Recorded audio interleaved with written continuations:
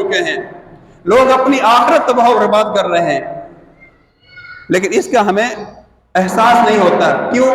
ہمارے دل میں درد نہیں ہے، ہمارے دل میں پریشانی نہیں ہوتی۔ ہم کسی کو دیکھتے ہیں ہاتھ میں تعویذ پہن کے گھوم رہا ہے، ہاتھ میں اس نے کڑا پہنا ہوا ہے، ہاتھ میں دھاگا باندھا ہوا ہے، ہمیں کچھ محسوس نہیں ہوتا، کیونکہ ہم سمجھتے ہیں یہ شرک نہیں ہے۔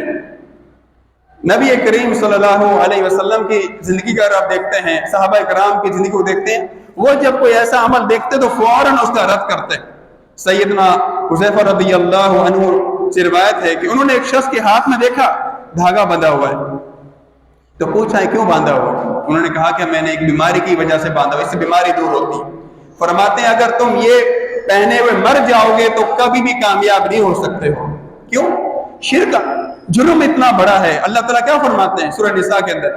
ان اللہ لا یغفر ان یشرک بہ ویغفر ما دون ذلک لمن یشاء، کہ اللہ تعالیٰ شرک معاف ہی نہیں کریں گے، کسی صورت میں معافی نہیں ہے، لیکن اس کے علاوہ جو گناہ ہے جسے چاہے اللہ معاف کر دے۔ اس کا معاملہ اللہ کے سپرد ہے۔ اگر اللہ اس بندے کے ساتھ عدل و انصاف کرنا چاہے گا تو اس کے گناہوں کے بدلے اس کو سزا ملے گی، لیکن جہنم سے نکال لیا جائے گا۔ یا اگر اللہ سبحانہ و تعالیٰ اپنا فضل و کرم کرنا چاہے اس بندے کے اوپر، اس نے ساری زندگی توحید پہ گزاری ہے، شرک سے بچتا رہا ہے، تو قیامت کے دن اللہ تعالیٰ اپنا فضل و کرم کرے، اسے معاف کر دے، جنت میں بھیج دے۔ لیکن اگر اعمال کے اندر شرک پایا گیا تو پھر نجات ممکن نہیں ہے، پھر جہنم واجب ہو گئی۔ تو اسی لیے سب سے پہلے ہمیں جس چیز سے بچنا ہے، سب سے پہلے وہ شرک ہے۔ اور شرک ایسا ہے جیسا کہ حدیث میں آتا ہے، نبی علیہ الصلوۃ والسلام نے فرمایا کہ اندھیری رات میں، ایک تو رات کا اندھیرا ہے، پھر کالی چٹان کے اوپر چونٹی چل رہی ہوتی ہے تو بندے کو محسوس نہیں ہوتا، شرک ایسے ہمارے اندر داخل ہوتا ہے، ہمیں احساس نہیں ہوتا ہے۔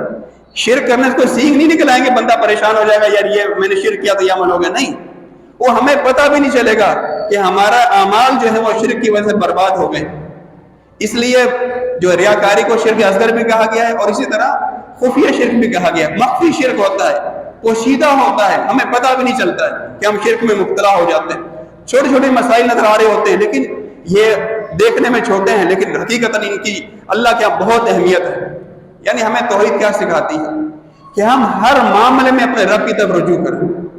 کوئی چھوٹا مسئلہ آ گیا ہے، بڑے سے بڑا مسئلہ آ گیا ہے، ہمیں اللہ کی طرف رجوع کرنا ہے، اپنے دلوں کو رب سے جوڑ لینا ہے۔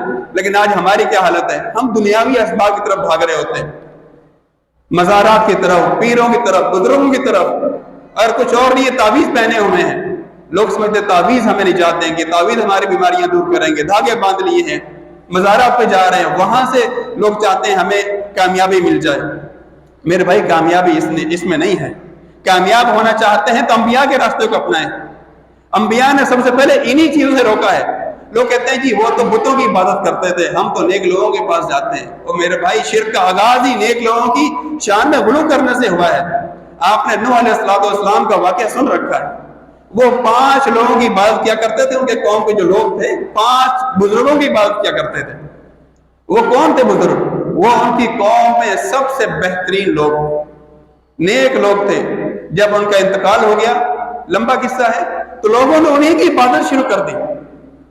تو یہ لوگوں کے ذہنوں میں غلط فہمی ہے کہ شاید بتوں کی عبادت کریں گے تو شرک ہوگا، بزرگوں کو پکاریں گے، بزرگوں سے دعائیں مانگیں گے، ان کے نام پہ نظر و نیاز کریں گے تو شاید یہ شرک نہیں ہوگا۔ نہیں میرے بھائی، جب آپ نے کلمہ پڑھا ہے، ہر نبی نے اس کی طرف دعوت دی ہے، سب سے پہلی دعوت ہی یہی ہے، لا الہ الا اللہ تفلحون۔ نبی کریم صلی اللہ علیہ وسلم نے جب مکہ میں دعوت کا آغاز کیا تو سب سے پہلی جو دعوت دی وہ یہ الفاظ تھے کہ میری قوم، اے میری قوم کے لوگوں، تم لوگ یہ کلمہ پڑھ لو، جب یہ پڑھ لو گے تو تم کامیاب ہو جاؤ گے۔ اس کلمے میں آخر ایسی کیا چیز ہے کہ ہر نبی یہ دعوت دیتا ہوا آیا ہے؟ اس کے اندر وہ توحید چھپی ہوئی ہے، اس میں شرک کی نفی ہے کہ لا الہ الا اللہ، کہ اللہ کے سوا کوئی بھی عبادت کے لائق ہی نہیں ہے۔ جس کی بھی تم اللہ کے سوا عبادت کرتے ہو، وہ چاہے تم انبیاء کی عبادت کرو، اولیاء ہی کرو، درختوں ہی کرو، فرشتوں ہی کرو، جنوں کی کرو یا بتوں کی کرو، وہ عبادت کے مستحق نہیں ہے۔ عبادت کا حقدار صرف اور صرف ایک اللہ کی ذات ہے، اس کے سوا کسی کی عبادت نہیں ہو سکتی۔ ہم مسلمان ہیں، یہ کلمہ پڑھتے ہیں، لیکن مصیبت ہمارے لیے ہے کیونکہ ہم عربی جانتے نہیں ہیں. ہم کلمہ پڑھ رہے ہوتے ہیں, اقرار کر رہے ہوتے ہیں کہ اللہ تعالیٰ تیرے سوا کوئی عبادت کے لائق نہیں ہے, لیکن عبادت ہم غیروں کی کر رہے ہوتے ہیں. اچھا, اس معاملے میں آپ دیکھیں, ابو جہل نے کلمہ نہیں پڑھا. اگر صرف کلمہ پڑھنا کافی ہوتا نا تو ابو جہل سب سے پہلے پڑھ لیتا کلمہ, کیونکہ وہ جانتا تھا اگر میں نے یہ کلمہ پڑھ لیا اس کا مطلب ہے مجھے ان سب کی عبادت چھوڑنی پڑے گی, کیونکہ وہ عربی تھا, اسے پتا تھا کلمے کا معنی کیا ہے.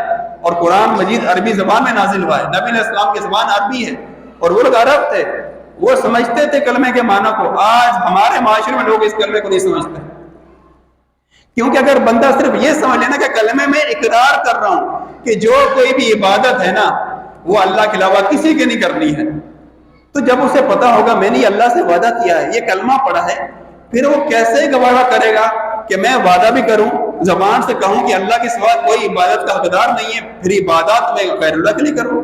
اور یہ جرم اللہ تعالیٰ کو سب سے بڑا ناپسند ہے. اس کی وجہ سے اللہ سبحانہ وتعالیٰ پچھلی قوم میں تباہ و برباد کر دی ہے, ان کے اوپر عذاب نازل ہوئے ہیں, لیکن ہم لوگ شرک میں ڈوبے ہوئے ہیں. لیکن اللہ کا عذاب کیوں نہیں آتا؟ یہ نبی علیہ السلام کی دعا ہے. اللہ تعالیٰ ہمیں مہلت دے رہا ہے, اللہ تعالیٰ ہمیں وقت دے رہا ہے کہ میرے بندے لوٹ آؤ, میرے بندوں پلٹ آؤ, ابھی بھی زندگی باقی ہے. اللہ تعالیٰ گناہ کرنے میں فوراً نہیں پکڑتا ہے.